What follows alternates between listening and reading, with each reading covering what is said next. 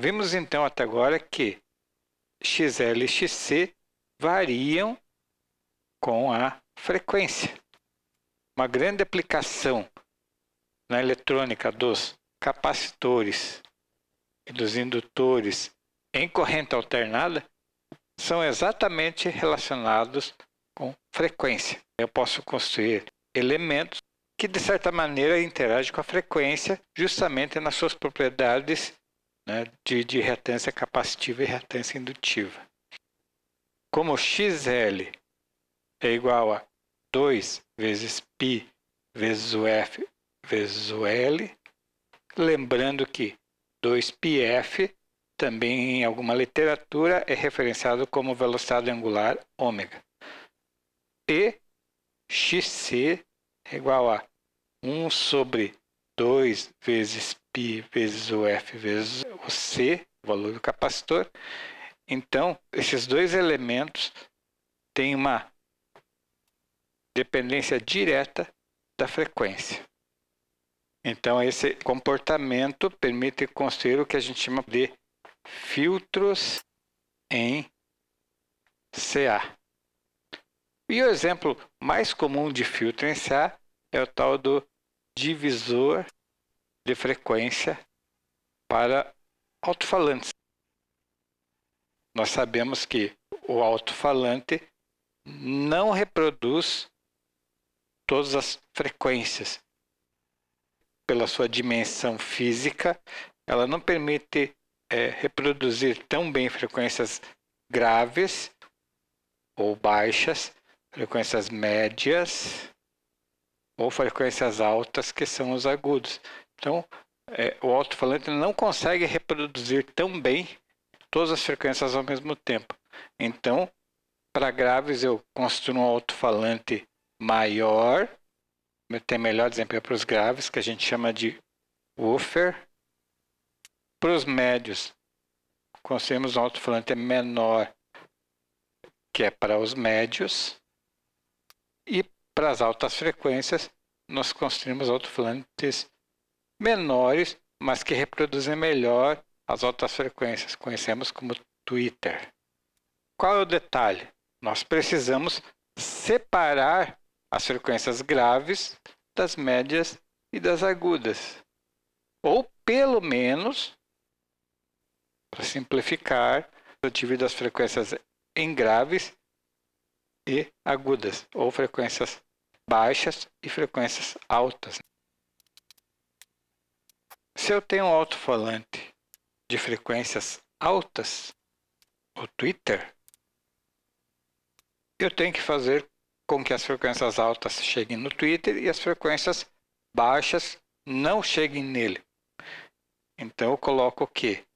Um capacitor em série, onde XC é igual a 1 sobre 2πfc, ou seja, quando a frequência for alta, a minha XC, ou minha reatância capacitiva, é baixa. Então, a minha resistência do capacitor na corrente alternada, a minha resistência XC do capacitor para frequência alta é bem baixinha. Como a resistência é baixa, toda a energia passa para o tweeter. Se a minha frequência de entrada é baixa, a minha XC vai aumentar, porque a frequência baixou, como é o inverso, a reatância capacitiva aumenta. Se a reatância capacitiva aumentar ou esse valor aumentar, essa resistência do capacitor, entre aspas, ela não deixa que o sinal chegue no tweeter, ou seja, ele reduz o sinal no tweeter para baixa frequência. Então, o capacitor, nessa posição, pelo comportamento de frequência, permite passar altas frequências e barra as baixas frequências. No caminho inverso, se eu tenho aqui um alto-falante woofer, que é para baixa frequência, para deixar passar as frequências baixas, eu vou colocar um indutor aqui. Olhando aqui, XL é igual a 2πfL. Se a minha frequência é baixa, a minha XL é baixa. Então, a minha resistência equivalente do indutor XL em baixa frequência, ela vai ser baixa. Ele permite, então, que toda a energia que entra chegue no woofer. Se a frequência é alta, a minha XL aumenta. Então, se a frequência é alta, minha XL aumenta, impedindo que ela chegue no woofer. Então, o meu indutor vai impedir as frequências altas de chegarem no woofer e permite as frequências baixas chegarem no woofer. De uma forma muito simples, eu permiti nesse caso que em toda a faixa de frequências que eu tiver chegando aqui, os agudos vão para o tweeter e os graves vão para o woofer, conseguindo assim o melhor desempenho da minha caixa acústica ou do meu sistema de som. Partindo do circuito, então, tem um gerador aqui, ou o meu amplificador, né? Vamos fazer uma pequena prática demonstrando o funcionamento deste divisor de frequência. Então aqui está construído um circuito equivalente a esse divisor de frequência, onde eu tenho aqui lâmpadas, o meu capacitor, o meu indutor. Então essas lâmpadas vão representar os alto-falantes. Coloquei lâmpadas para termos um efeito visual do efeito, né, das indutâncias e capacitâncias. Aqui eu tenho indutor, nesse caso eu coloquei o indutor em série. Eu coloquei dois indutores em série para adequar os valores. E apenas estou usando alguns terminais que estavam sobrando como suporte para os fios. E aqui eu tenho um capacitor, que vai ser exatamente esse aqui. Esse indutor aqui, que vai ser esse indutor aqui. Então, nós temos o indutor, o capacitor. E como tweeter e como woofer, eu tenho as lâmpadas que vão fazer essa função. Aqui eu vou ter um conjunto, um gerador de funções. Vai permitir eu gerar o sinal e variar a frequência. E aqui eu tenho um amplificador, é uma fonte dinâmica, usado como amplificador, que vai exatamente aumentar o meu nível adequado para que eu possa ver as lâmpadas acendendo. Porque o gerador fornece um nível muito baixo ou muito fraco de sinal.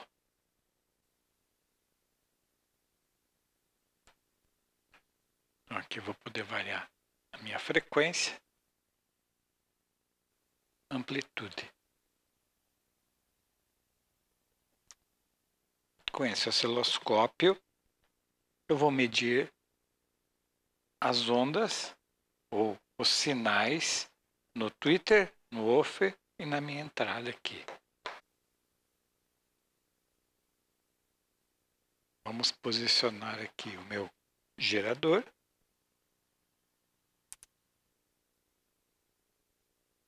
E aqui no meu gerador, eu vou adequar a minha amplitude para eu ter um brilho visível. Eu posso ver aqui minha lâmpada.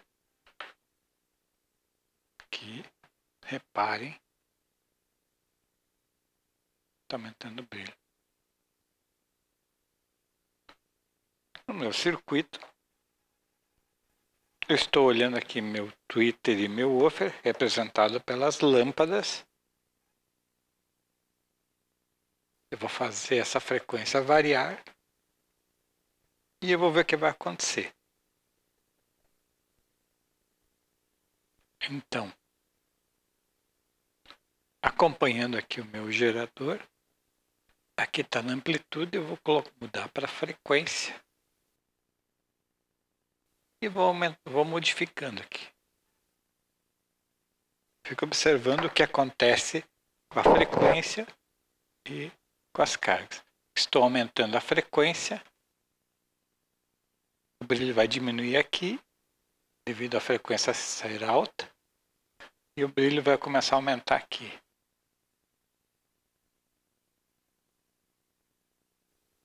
Só vou melhorar aqui um pouquinho a amplitude,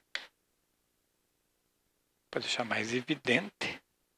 Quando a frequência está alta, o meu tweeter está funcionando. Se eu abaixo a frequência,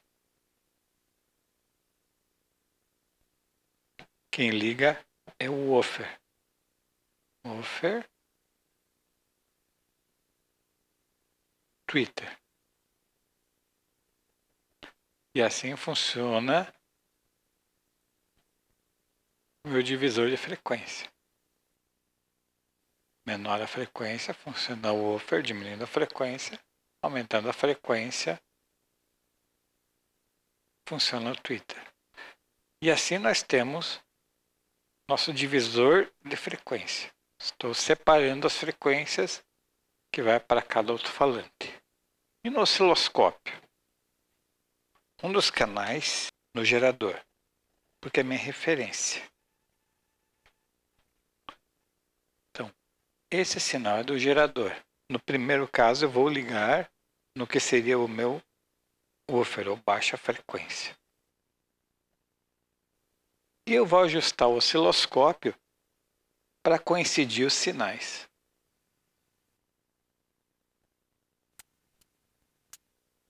Praticamente o sinal que entra aqui no meu circuito é o sinal que está saindo aqui no meu alto-falante de graves, porque eu estou colocando a frequência baixa.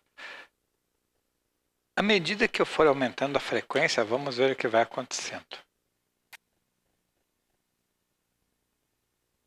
Vou mudar a escala aqui. Olha só que interessante. À medida que eu vou aumentando a frequência e está chegando perto da atuação ou da manifestação da reatância indutiva, a amplitude começa a baixar e o brilho da lâmpada começa a reduzir. Vamos fazer um zoom. Estou colocando o osciloscópio nessa lâmpada. Então, novamente aqui, ó, eu tenho um brilho maior na lâmpada. À medida que a frequência vai aumentando, o brilho da lâmpada vai reduzindo. Lógico, a outra lâmpada está aumentando o brilho, porque está passando para o outro lado. E assim eu tenho minha transição. À medida que a frequência aumenta, o meu indutor vai barrando o sinal, o meu XL vai aumentando, e a queda de tensão fica maior no XL, e vai diminuindo a tensão no woofer. Mas acontece uma coisa interessante. Além do nível abaixar, existe uma diferença de fase. O pico da entrada está aqui e o pico no woofer está aqui. Houve não só uma variação de amplitude, como houve um deslocamento de fase. Como é que nós mostramos essa situação? Eu tenho aqui o meu gerador, né, VG. Se a frequência é baixa, o meu vetor que representa a tensão no woofer é igual a VG. À medida que a frequência começa a aumentar e chega no ponto em que XL começa a se manifestar em relação à resistência do woofer, o meu vetor aqui vai diminuindo de amplitude e mudando de ângulo. E vai mudando de ângulo. E vai mudando de ângulo. À medida que a frequência vai aumentando, além de estar diminuindo a amplitude, o ângulo está mudando. Vamos conferir aqui. Se a frequência é baixa, o ângulo praticamente coincide. À medida que eu vou aumentando a frequência, a minha amplitude vai reduzindo e o ângulo, a diferença entre o pico do gerador e o pico no woofer, vai aumentando. Onde 90 graus é aqui, ó. Daqui do pico até o zero, 90 graus. E vai atrasando. Então, no woofer, o meu sinal está atrasado. Se eu ligar um multímetro para medir a tensão no woofer, o que eu vou enxergar? liguei aqui um multímetro. Eu estou vendo a tensão na minha carga. E assim, se eu variar a frequência, vou olhar o osciloscópio aqui, baixando a frequência, eu tenho uma tensão. Aí, à medida que aumento a frequência, a minha tensão vai caindo, acompanhando a amplitude aqui do osciloscópio.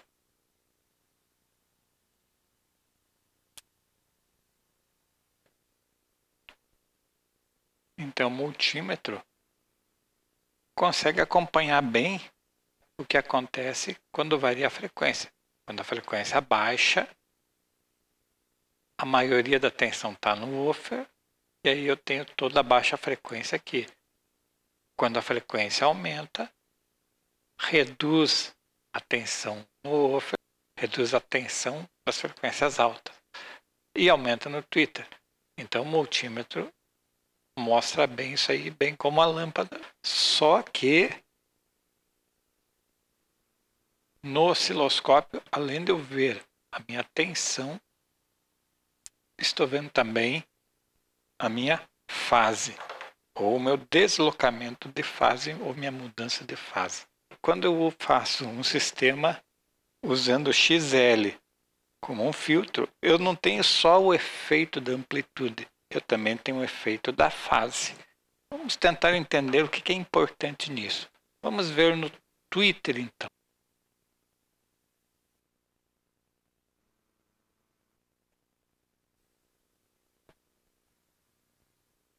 Mudar a base de tempo.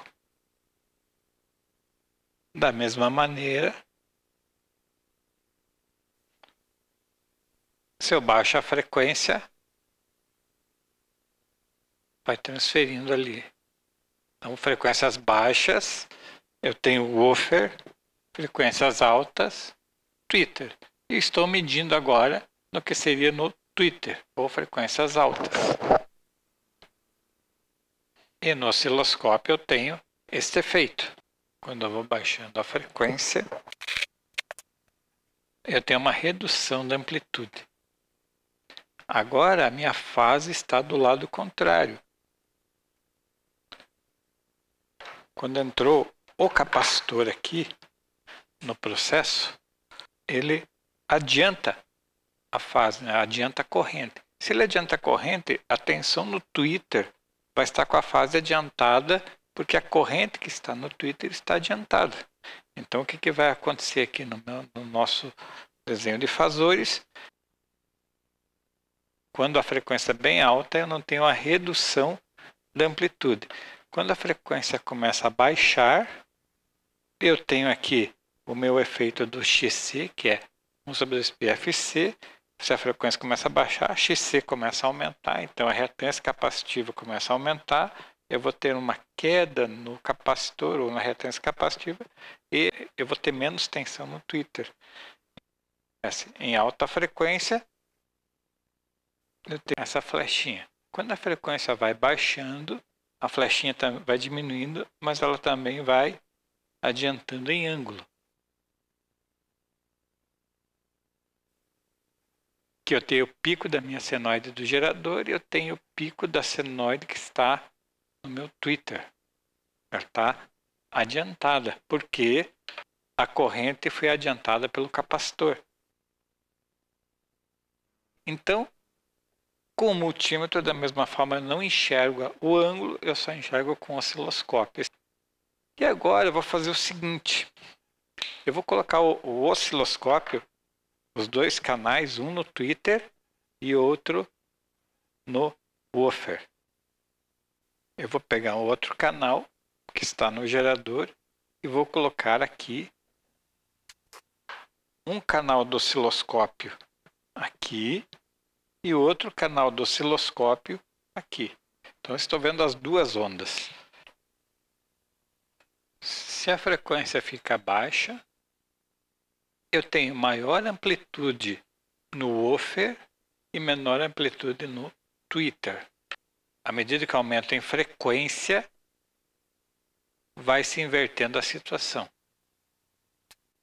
Agora a frequência está alta, eu vejo pela lâmpada a transição que aconteceu, a tensão no woofer está menor e a tensão no tweeter está maior.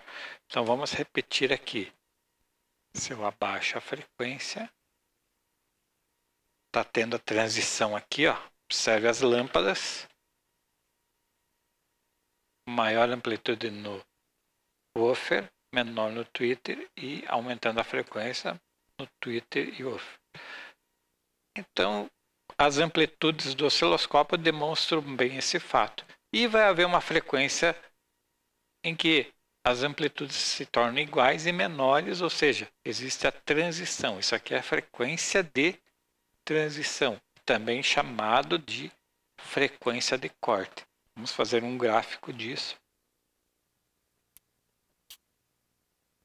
Um gráfico da amplitude em função da frequência. Se eu pegar as baixas frequências, se a frequência é baixa, eu tenho maior amplitude no woofer. À medida que a frequência vai aumentando, começa a diminuir a amplitude do woofer.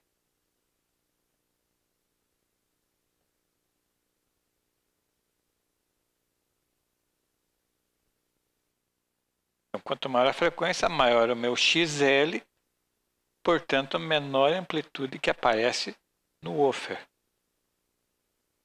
Em contrapartida, no tweeter, a amplitude vai subindo. Vai subindo, vai subindo. Vai chegar uma hora que as duas amplitudes se tornam iguais, né, nesse ponto. E se eu continuar subindo,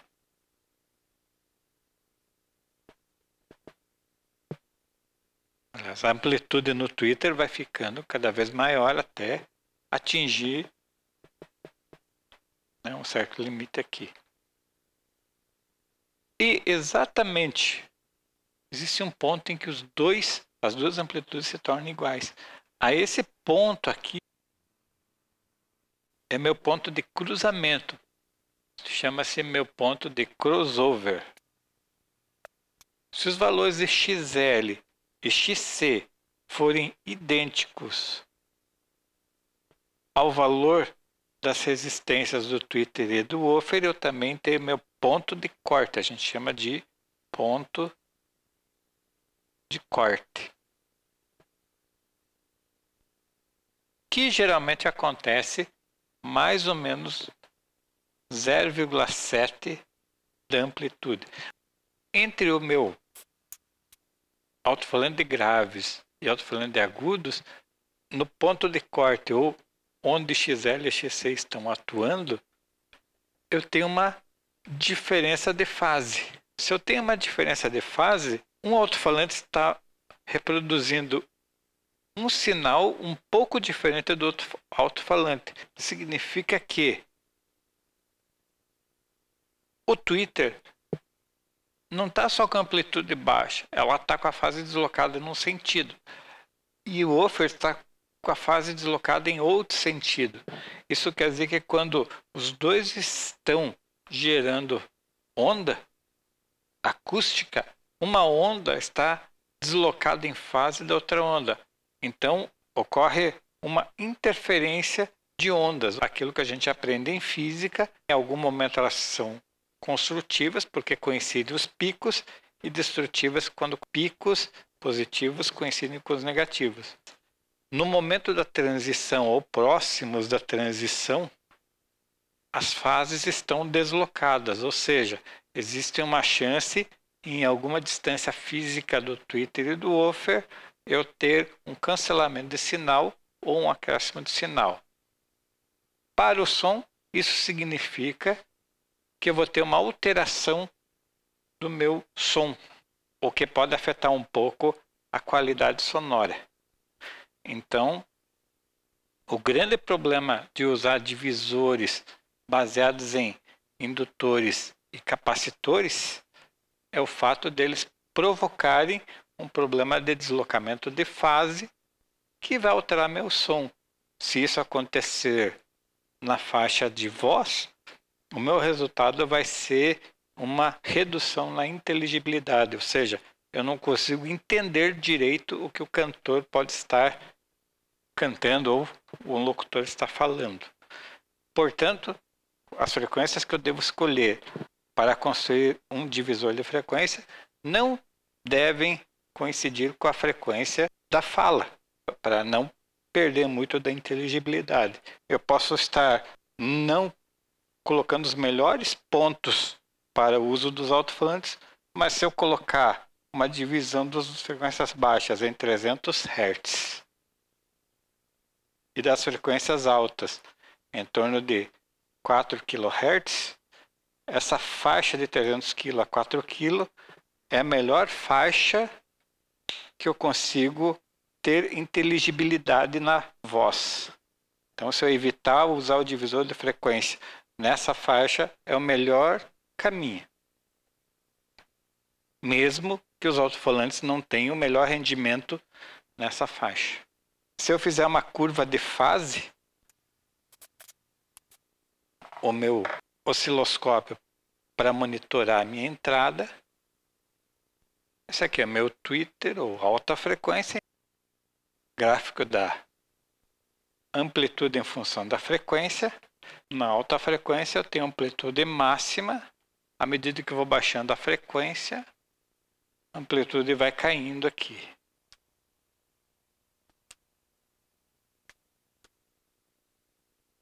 Então aqui é frequência, aqui é amplitude. Se eu fizer um gráfico de fase φ em alta frequência, no caso do Twitter, a fase é 0 graus, a fase é 0. À medida que eu vou diminuindo a frequência, a fase vai se adiantando. Então vai acontecendo isso aqui, ó. Vai para mais 90 graus. Agora eu vou mudar o osciloscópio para o woofer. Em baixa frequência aqui no woofer, a amplitude praticamente está igual. Quando eu começo a aumentar a frequência, a amplitude vai caindo.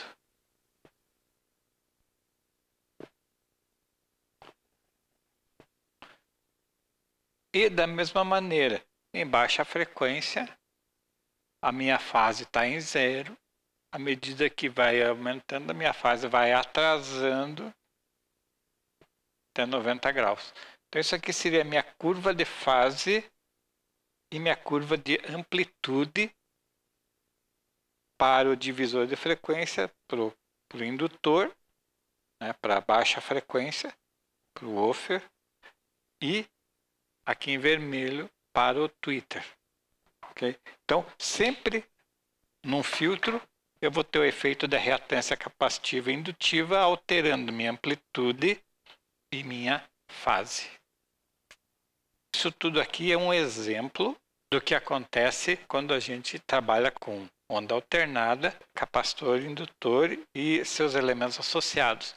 Uma aplicação muito simples de um divisor de frequência e tem tudo isso de informação.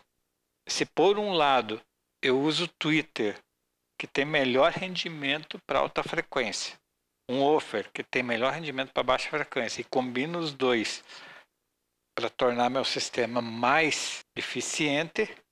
Por outro lado, um processo que divide as frequências causa um problema de fase que pode reduzir a qualidade sonora, não em termos de volume, mas em termos de percepção de qualidade sonora. Por isso que os sistemas mais caros procuram usar um alto-falante apenas para uma faixa muito grande de frequência, para eu evitar ter múltiplas fontes geradoras que geram interferências destrutivas e construtivas para algumas frequências, colorindo o som, colocando assim uma nuance sonora diferente. Feitas as considerações, nós vamos substituir os alto-falantes por resistores. Então, isso aqui são os meus alto-falantes, aqui o meu capacitor e o meu indutor, e o meu amplificador vai ser então substituído por uma fonte GCA.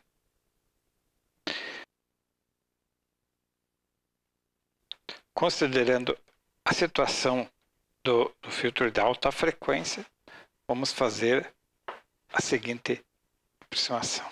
Minha fonte é meu capacitor e meu tweeter. Olhando em termos de resistência, o capacitor oferece uma reatância capacitiva e o resistor oferece, lógico, uma resistência.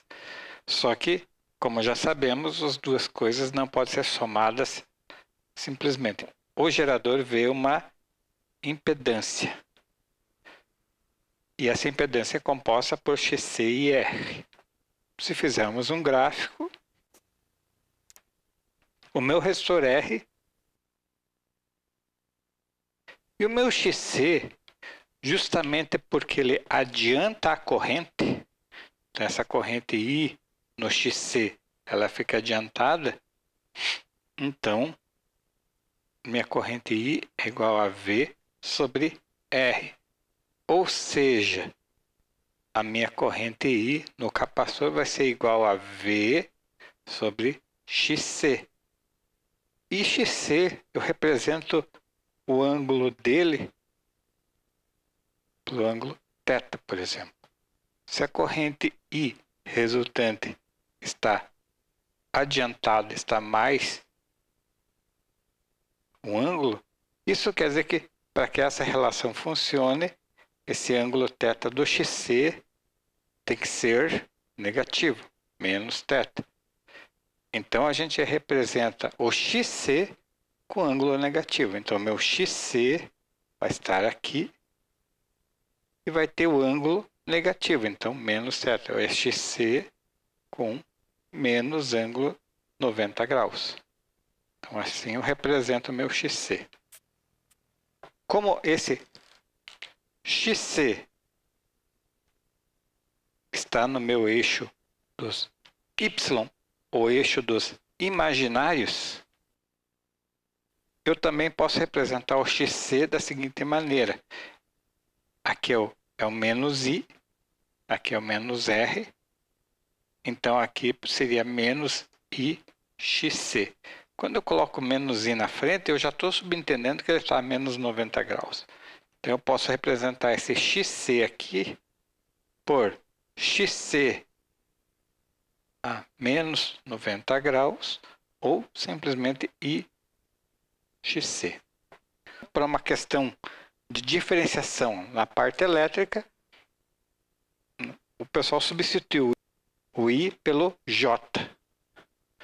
Então aqui é o eixo dos J, aqui é o menos J, aqui seria JXC, e menos na frente, né, porque é menos 90 graus, que é J. Então, em vez do I, nós usamos o J para representar esse ângulo de menos 90 graus. Ou mais 90, então seria mais J, né, se fosse o caso. Vamos colocar aqui menos JXC. Minha fonte está enxergando R e JXC. Ele está enxergando a soma dos dois elementos. Eu somo os dois, o meu resultado é esse ponto aqui na coordenada cartesiana. Então, esse ponto aqui é o quê? É R menos JXC. Esse é o valor da minha impedância Z. Esse é o valor dessa flecha, ou desse vetor, que representa o meu Z. Nós podemos representar esse mesmo Z como esse comprimento, vou chamar de módulo, M, com ângulo de θ, que é menos θ. Ele está indo para o negativo, então é menos θ.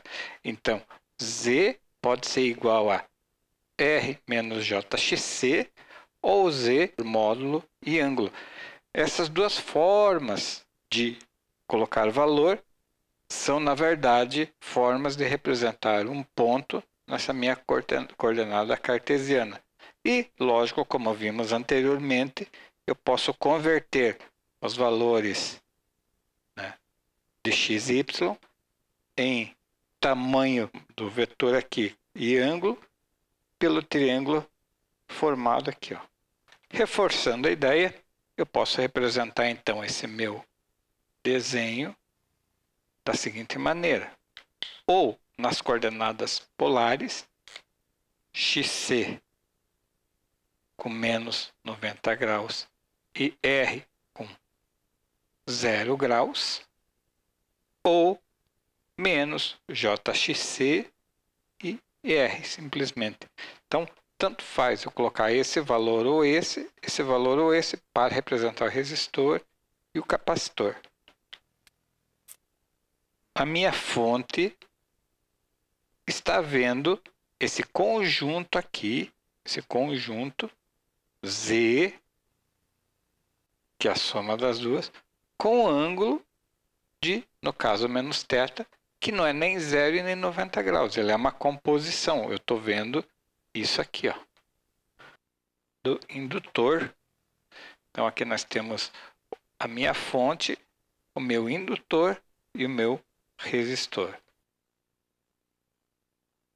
Aqui vai ser XL, é a reatância indutiva, R, né, a minha fonte continua vendo Z. R eu represento no eixo do X. O meu XL, ele atrasa a corrente, como reatância vai estar adiantado. Então, seria XL representado aqui, R representado aqui. XL é um elemento que está a mais 90 graus, ou simplesmente a gente chama de JXL, KJXL, ou representar XL a mais 90 graus e o R a 0 graus. Isso aqui está me mostrando a posição vetorial nessas coordenadas de números reais e imaginários. O meu valor Z vai ser esse ponto, que é a soma vetorial.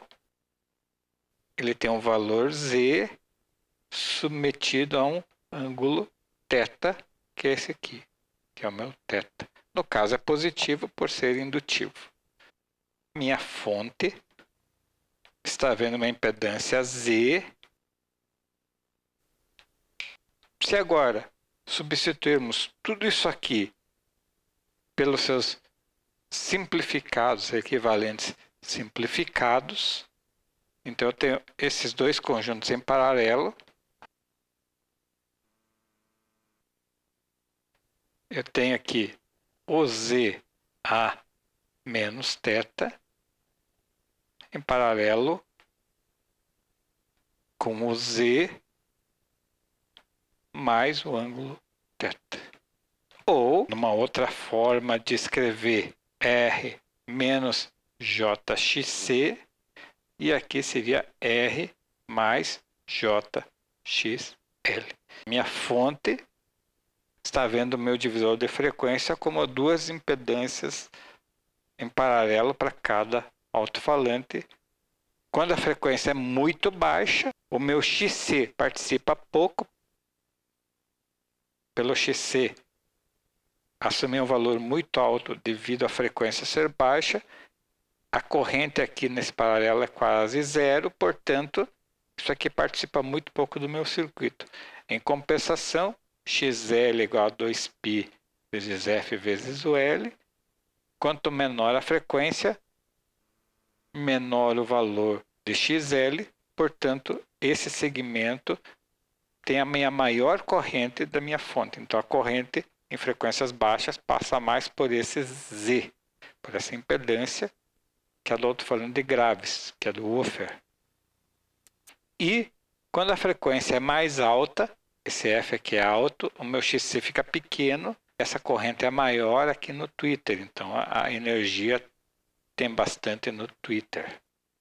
no woofer, como a frequência aqui é alta, o XL assume um valor alto, então essa corrente vira um valor pequeno, e no woofer eu não tenho sinal. Em alta frequência essa corrente aumenta, e em baixa frequência essa corrente aumenta.